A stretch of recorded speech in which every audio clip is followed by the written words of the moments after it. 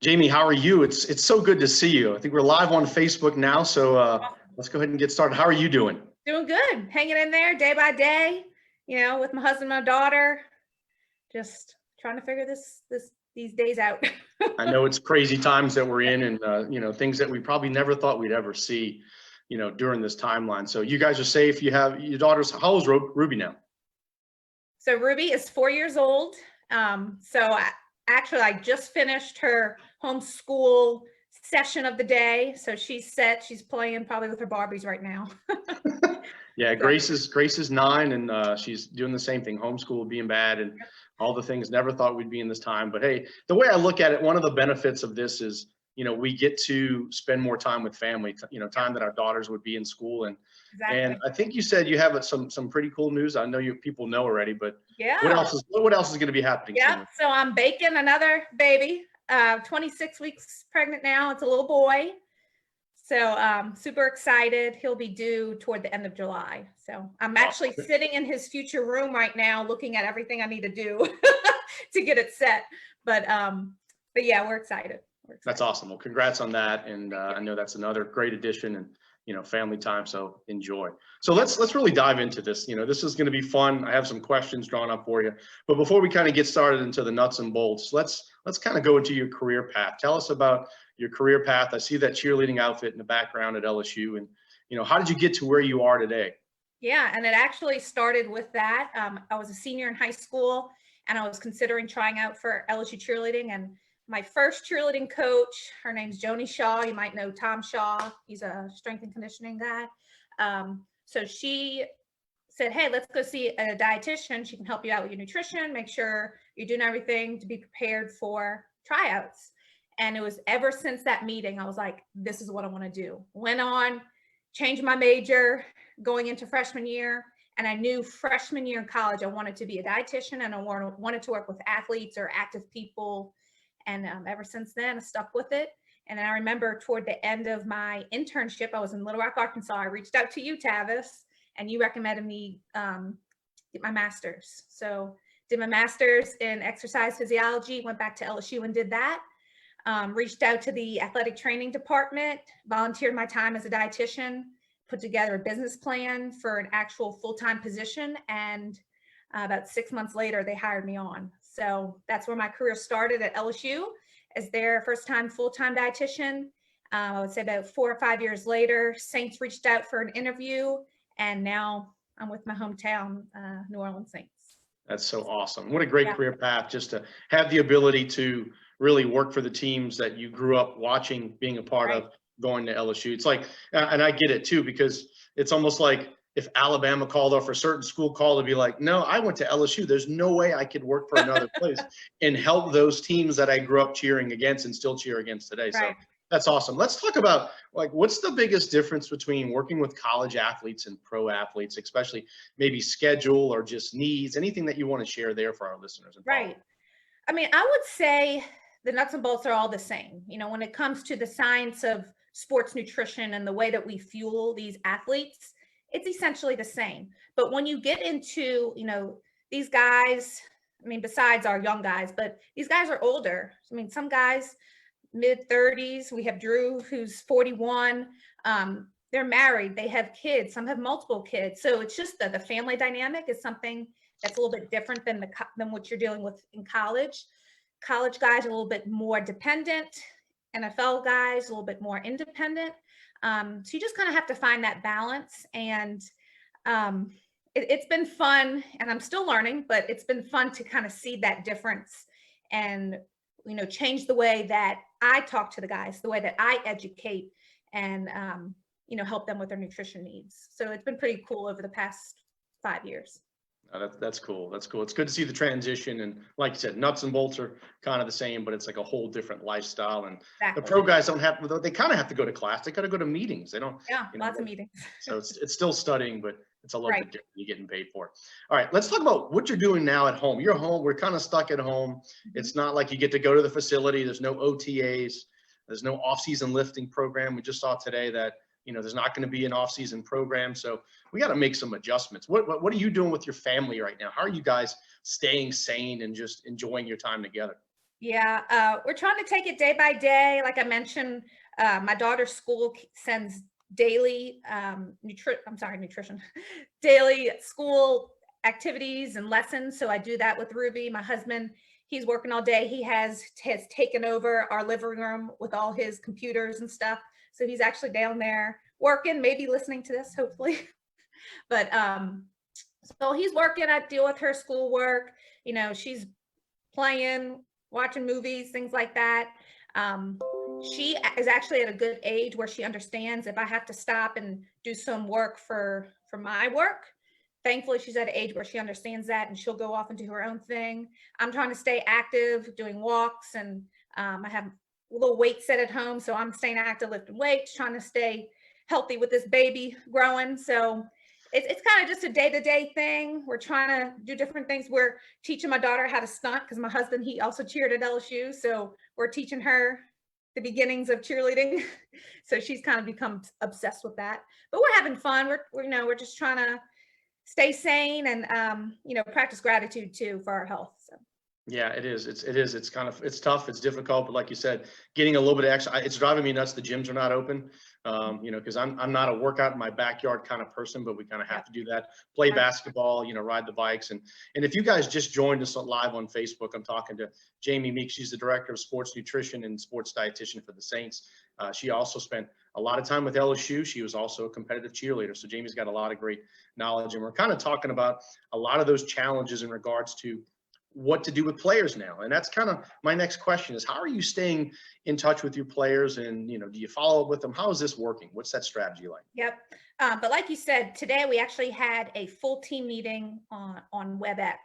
Our coach Sean Payton, he led that meeting. It was really mostly an informational meeting, just letting the guys know, what to expect during this time. And his main message was take care of your families, stay healthy, and then just report in the best shape of your life. He really want to focus on the health of these guys. He doesn't want to overwhelm them with, logging into virtual things every single day when we have, a bigger thing to worry about, and these guys have families to take care of. So he's going to kind of put it on them to stay in shape. And I really do believe that they will, and they're going to show up, hopefully start up in July in the best shape of their lives. So we do WebEx. I email the entire team once a week with all different sorts of resources. And I get calls and texts from guys with different questions, concerns, whatever they may need. And then I'll follow up the next week's email with just answers to different common questions that these guys are having. So it's kind of on a week-to-week basis that I'm reaching out to these guys. Yeah, what's interesting is we saw Sean was the first pretty much NFL person, whether coach, player, anything involved, to disclose that he tested positive. And it's really just great to see that recovery. I saw a picture of him recently donating plasma. So and they posted that in the newspaper. So it's like, all right, wow, it's impressive just to kind of see. And unfortunately, it's an unfortunate thing that's going on. And I know those are some of the challenges you're facing, but at least you get, we get that opportunity to stay in touch. You got players actively reporting.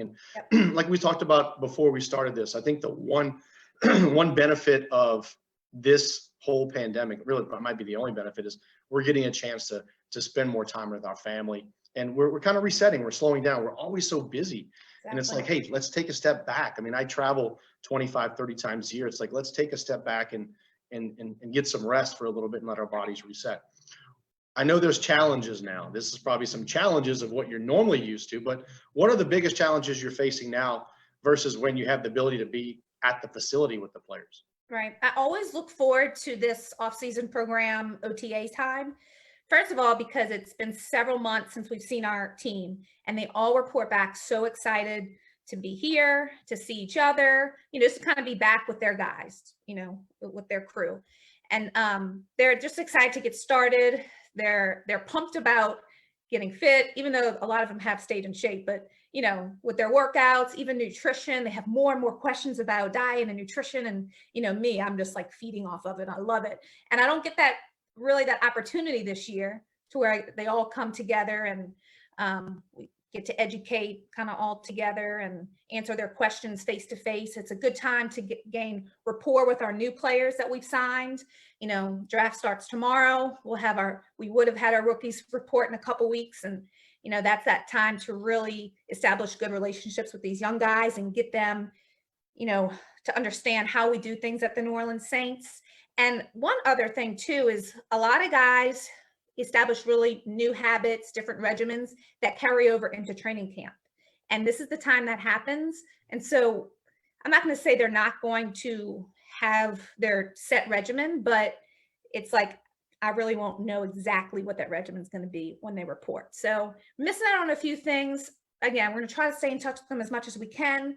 They'll reach out. I know they're a dedicated crew. But yeah, those are the challenges we're facing right now. Yeah, no, those are definitely challenges. Now, what about adjusting nutritional needs? I mean, these guys might not be training at the level that they once were training, because they're not able to get into the weight room. Some of these guys probably have weight rooms at home. Some of them don't. Some of them probably just going to the levee or doing whatever they can. How are you able to adjust their nutritional needs based on this?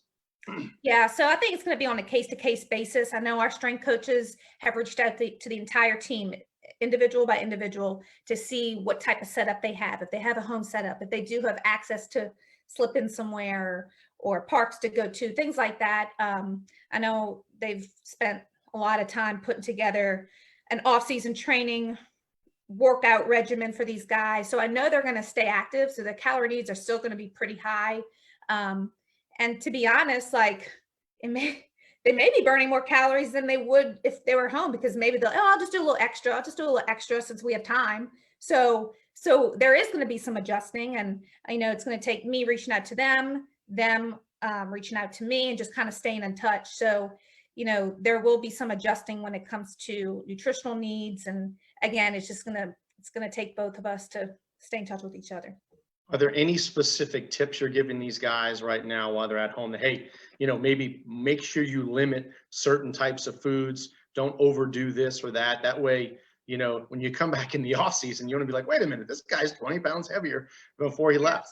Yeah. So I would say my first email to the team was about 4 weeks ago, and it was just a basic, the nutrition basics. And then it was a lot of, hydration, pre-workout, recovery, just like I said, like the nuts and bolts of nutrition, just to kind of get them in that, okay, we're about to start up again. And then each week by week, I've kind of added on to that. So some of them probably loving it. Some of them are probably like, oh, here's Jamie again. But it's good information to have. And I tell them, like, you don't have to read all this all at once. It's just to have on hand, just in case you have any questions, put it on your refrigerator, whatever it may be. But yeah, all those basic points of information when it comes to what types of food to eat, what to choose more of, what to maybe limit a little bit.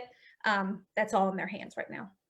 Yeah, you probably have guys, you have a mix of players. Obviously, Drew, 41, he's home, he's got wife, kids. They have the ability, they prep foods, they cook, whatever. You have some players that, they have access and they're good cooks, or they have spouse or girlfriends, whatever, they all work together. Then you have guys that probably don't know how to cook. Mm-hmm. So how do we deal with those challenges that, especially for those players that they don't really understand how to prep meals and cook? How are you dealing with that right now? Right. So I've kind of rewound my brain to my LSU days, to the college guys that, where they were living in an apartment with maybe not a lot of cooking equipment or cooking knowledge, and giving information on really quick, easy dishes to make. I'm impressed with a lot of our guys. They'll show me every now and then, oh, look what I made last night. And it's actually like really good stuff. I'm like, okay, y'all know how to cook. But like you said, there is the other end of the spectrum where they're so used to, eating at the dining hall, ordering out, having their personal chef, whatever it may be.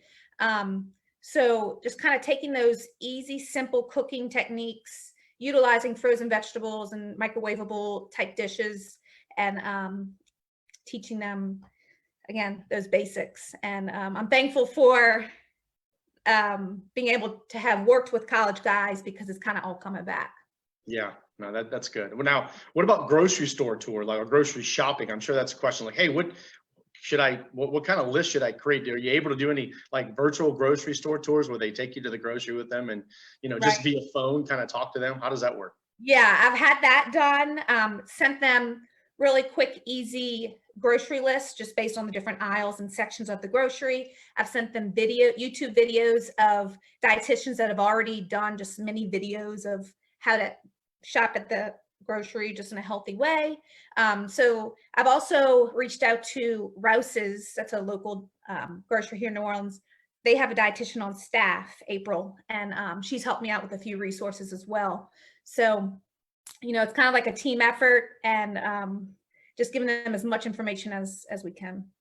That's awesome. Yeah. And guys, we're talking with Jamie Meeks, Director of Sports Nutrition and Sports Dietitian for the New Orleans Saints. A couple more questions, Jamie. Now, do you use any technology with your athletes to kind of help them track or monitor their eating habits? So I would say we're pretty low tech, but I have given them a list of apps that I'm a huge fan of. So number one is the NSF for Sport, Certified for Sport, to make sure that if they are purchasing supplements on their own, that they are third-party certified, so whether it be NSF, Informed Sport. I really stress that, especially now that they're kind of buying on their own. I mean, I have given them some brand suggestions that are all certified, but having that app on hand is huge. So that's number one. Let me see, I have a list of different apps. I have the MyFitnessPal. I mean, I don't expect everybody to track their calories or whatever, but if someone wants to know just kind of where they're at or learn what an actual portion is, that's a good way to get started. Maybe tracking for a couple weeks, and then they'll understand, oh, like I have a perfect example. My husband uses it all the time, and he loves dried craisins. He just loves them. And then he actually measured it out, and he was just freaked out how such a little bit, has a lot of calories. So, just that example just shows that not a lot of people know what a true portion is. So that can teach portions. The Eat to Win app, I know you're very familiar with that app. So I told them about that. And a few other like Fujicate and a few other tracking apps, introduce them to those, again, just so they can have different resources offhand. Yeah, it's great. I mean, the times we live in today, we need some sort of technology to kind of, it's unfortunate because, when you and I were growing up, we didn't have, I'm trying to tell my daughters, like, look, when I was a kid, I had an Atari in 2600 when I was 6 or 7 years old. We had 20 channels on the television. You had to turn the knob to see what was on. And it was like, all right. And she's like, wait, you didn't have a computer. You didn't have an iPad. You didn't have all these crazy channels. Like, we didn't have much. We had to be outside. And now it's like, hey, go get outside, go play, and do something. So many people outside walking. It's just so refreshing to see. It's awesome. I've never hung out with my neighbors more than I've ever had. I mean, I know my neighbors, but now it's like, we really know our neighbors. We really know our neighbors. Yep. Couple more questions. Now let's get away from the sports real quick. Just this one question, not related to athletes. There's a lot of people stuck at home. I'm sure there's a lot of people. This is almost like holiday season. Oh, I gained 10 or 15 pounds for holiday season. Well, there's probably a lot of bored eating. There's a lot of stress eating. People under a lot of stress. People have lost jobs. People are just, the unknown is probably causing them to reach for food. What can we do, or what are some tips that you would give some of these individuals that are struggling but trying to really maintain their weight? If we can maintain, what would we do? Right. I would say first and foremost is try, and that word is very important. Try to stay on a schedule. Try to wake up at a decent hour, change out of your pajamas, put regular clothes on, make sure that you're not just laying around, because that's when your whole meal schedule gets messed up and you're just snacking here and there. And at the end of the day, you're like, I don't even know what I ate today. Did I eat lunch? So trying to stick with the schedule. Those that like to meal prep or meal plan, okay, we're going to have this for breakfast, lunch, and dinner. Well, when it comes to snacking or stress eating, plan out those snacks too. Plan your snacks like you would your meals. And try not to just snack just because, ask yourself, am I really hungry? Maybe grab something to drink. Maybe you're just thirsty. Sometimes if you're a little bit dehydrated, it's kind of masked as a hunger feeling. So, make sure to stay hydrated. If you're in the pantry and you're just looking for something to eat, go outside, get some fresh air. Maybe you're not really hungry. If you are hungry, some different like healthy snacks that you can use is, when you buy different fruits, have them all cut up ready in your refrigerator so they're easy access. Buy different healthy items like Greek yogurt. You make smoothies throughout the day. You can have apples and peanut butter. When you're having a snack, don't just take a bag of chips and just start eating them. Put it in a bowl, or actually make it like a mini meal. Don't think of snacks as chips and crackers. Think of it as a mini meal. Make a half of a turkey wrap where you're actually sitting down and it's actually a portioned out mini meal. So those are just some tips when it comes to boredom. I mean, sometimes I feel like I'm in a rut these days too, but trying to stick on a schedule is key. Yeah, you made a great point. It's just making sure those healthy foods are available. Try to get all the trigger foods out of the house, because if the trigger foods are out of the house, you don't have access. Now, this might not sound like the best option, but I just bought on Amazon. I bought 3 cases of Lowerys pork rinds, and people are like, wow, that's got to be awful. No, I mean, each packet, it's microwavable, and they're only 180 calories, but they're 30 grams of protein. They're low carb, and there's hardly any fat. So it's mostly protein based. It's not like your typical pork rinds. Now, that's not nutrient dense, but it's like, I want something crunchy and salty. If I want something crunchy and salty, it's like a handful of chips is the same amount. And I'm like, you get no protein and a bunch of carbs. So I was like, all right, I found this. I was like, all right, this is interesting. But yeah, you're right. Fruit and all these awesome things that can keep us full longer. That's important. Now, before we get to the last question, I want to make sure, if you guys are listening and watching, you can put your questions in the comment section. I will get those. I'll answer any questions that you guys have for Jamie. My last question has nothing to do with nutrition. It has everything to do with tomorrow night's draft, because I am a draft, like I'm a first round draft junkie. I love every year. Usually every year my buddies and I get together and we're like, hey, let's watch the draft. And it's something that I love to do. And being just kind of a sports junkie, and what I think I'm my own scout, because I love looking at players. LSU's got 4 to 6 guys, and I know the Saints, we really haven't drafted a lot of LSU players in the first round, and I know we have a lot of needs. Linebacker, I'm an offensive guy, so I love when we draft wide receivers. I'm looking at the kid from Arizona State, and I know we got Justin Jefferson and all that stuff. But being an LSU grad, are you hoping for an LSU player, or just, hey, whoever the best available? Because I know we have an incredible front office staff with the Saints.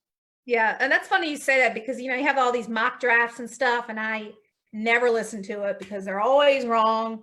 There's always trades that happen. So it's like, why even listen? I just feel like it's a waste of my time. But, I really, really believe in Mickey, Jeff, and Sean. And our scouts, they do a phenomenal job all year. And, whoever is going to make our team better, that's who I want. I mean, obviously, like, I'm a Tiger. I bleed purple and gold, my husband, my entire family.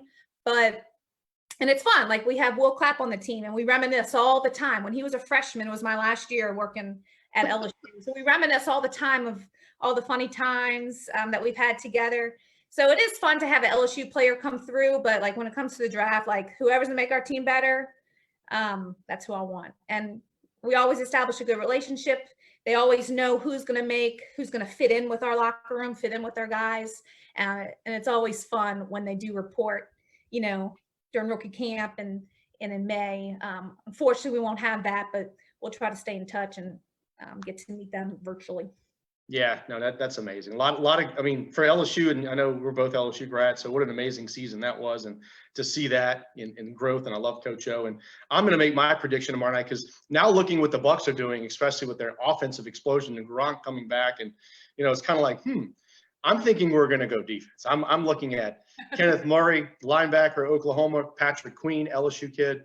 I know we have some linebacker needs. AJ Klein's no longer there, so I'm thinking that's what we're thinking. But I know you never know, man. The draft is so crazy. It's like, wow, who knows what's going to happen? So those are going to be my predictions. And we have a few questions that are coming in now on Facebook. One is, how are you handling, and I know we kind of talked a little about this, but how are you handling meal plans right now for athletes? Are you doing anything along those lines? So right now, no, I would say like specific meal plans. It's really just helping them guide their way. Like, if they are eating, ordering out. I mean, that's another thing I didn't mention, is a lot of guys are eating takeout right now. So I did send them a lot of information on how to order in a healthy way. So we're working on that aspect, and just how to plan their meals throughout the day. I think now, as I want to say OTAs, or off-season training, has, I guess, kind of started. I think I'm going to get a lot more guys reaching out to where meal plans will be a little bit more prevalent. But as of now, no specific meal plans has been set out for some guys that do struggle with their weight, whether it be weight gain, weight loss. I'll be reaching out to those guys to get those guys set. What about, this is a good question from Jackie. Any general advice for a dietetic intern interested in a career in sports nutrition? Yeah. So, if you're a member of CPSDA, I would say number one, join that. They have lots and lots of resources on, not just on the listserv, but they have their job board where they have tons of internship opportunities to where you can join a collegiate or even professional realm. I know Gatorade has the SNP, the Sport Nutrition Immersion Program.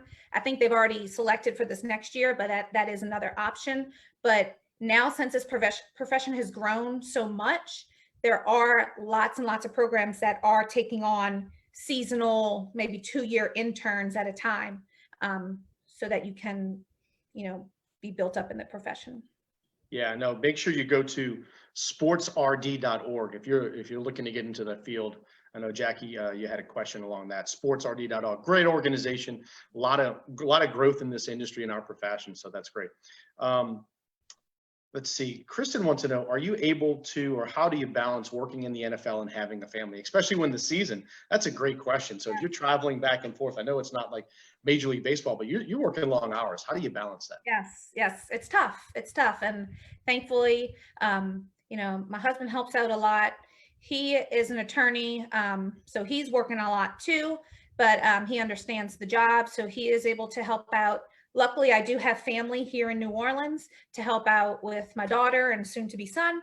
So again, I'm very thankful to have help. So it is tough. You do sacrifice a lot of family time and holidays and things like that. But when you have a family that understands the demands of the job, it helps. And then also, with my daughter, we've kind of raised her to be a huge LSU Saints fan. And so she understands, like, oh, mom's going to work, if I have to travel, or, it's not just an up and back trip. Sometimes in the summer we go to California for a full week. And so thank goodness for FaceTime and things like that, that helps. But just really explaining to her and, what the job entails, it's kind of the norm to her now, but family does help a lot. Yeah, I mean, you're either in football life or you're not. I mean, that's the way I look at it. And if people don't like it, it's probably not going to work. And that's great that everybody's on board. I know Chris is a big Saints fan. I always see his Saints stuff. And I see Ruby in her cheerleading outfits all the time. So that's awesome. Kelsey has a great question. This is a really good question because there's her questions. How do you directly address popular diets and trends for your athletes? Like, when the Game Changers came out, a plant-based diet, or if Tom Brady's got a certain diet that he does, like, I'm sure you get questions about this. Yep. Yeah. So first things first is like and these guys come to me for that. Like, it's not like I say, okay, presentation time, let's talk about fad diets. They come to me, and first things first is I don't bash what they're saying right away. I'm like, oh, cool. Where'd you hear about that? What do you think about it? Have you tried it? Because if you say, that's BS, right away, they're just going to lock you out and, not want to talk to you. So, kind of get some background where they heard it from, and then start kind of telling them, the science behind it, or why it is maybe good to try, or maybe not so good to try. And most of them will listen. Like, I will give you this perfect example. This was a couple years ago. A guy came up to me, is like, I'm gonna try intermittent fasting.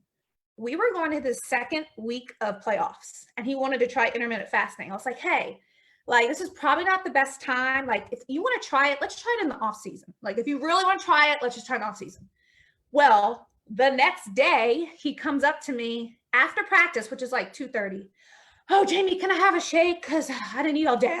I was fasting. I was like, well, he obviously didn't listen to me. So whatever. We set him up.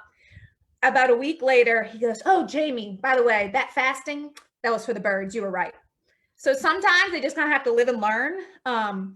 But like I said, first and foremost, don't just like totally just knock them out and say, oh, that's horrible diet. Don't try it. Get some information, ask why are they interested in learning more about it. Yeah, no, that's a great approach, because you're right. If you just bash it, you're probably going to lose credibility, and that's a great approach. Our friend and colleague Ricky Keene basically wants to know. She's like, "Hi, Jamie and Tavis, how are you tracking weights?" We're not. We're not. Our coach is, like I said, he's number one, first and foremost, is the health of our players and their families, and then two, just making sure they're staying in shape. And so they'll report back hopefully in time, like we said, end of July for training camp, and then we'll worry about weights then. But we just don't want to put a burden on them, all these other different things in a time like this. Yeah, no, that's great. Couple more questions. Do you have any suggestions for next steps for those that are in sports nutrition fellowship position? What do you think is more valuable, going back to obtaining a master's or getting more experience in the field? Great question. That's a really good one. That's a really good one. I think experience trumps all. But to be honest, like, I'm so thankful for my master's degree. Like, Tavis, I should be thanking you, because when I was finishing on my internship, I didn't ever think I was going to go back to school and get a master's degree. But I feel like my master's degree really just gave me that little extra appreciation for my dietetic knowledge. You know, I did my master's in exercise physiology at LSU. I don't know, I don't know what about the master's program, and not just at LSU, I'm just saying in general, you know, it's like the professors, they know that you want to be there, and it's you want to be there to learn a bit more. So that's a tough question. If you have the opportunity to have a position and gain more experience, I say do that. You can always do a master's program, maybe online or maybe later, but that is a very tough question. But experience is very, very important, because people are hiring based on experience. Yeah, no, it is. It is tough. It's really, I don't think you can go wrong, but you're right. Experience is important. Ronnie wants to know, what's your biggest success story working with a pro athlete, and who did you make the most impact with? I don't know if you can mention any names, but or just if you want to say an outcome. Yeah. Gosh, that's a tough one. I'm sure there's a lot of success stories. Yeah, I've been with the Saints for about 5 years now.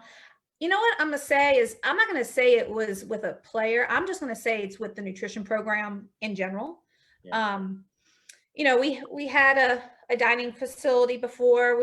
You know, it wasn't like nutrition was just not there, but, you know, built it up to where guys, like, they come to our facility and nutrition's on their mind. Like, it's okay, I need to make sure I'm eating this. I need my recovery this. I need, you know, and it's just always on their mind. So I think the program that we've built, and it's not just me, it's the help of our strength coaches, athletic trainers, all of my interns and fellows that I've had the opportunity to work under me.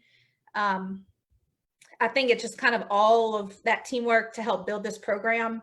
I think that's the biggest success story. And I'm excited to see it grow even more.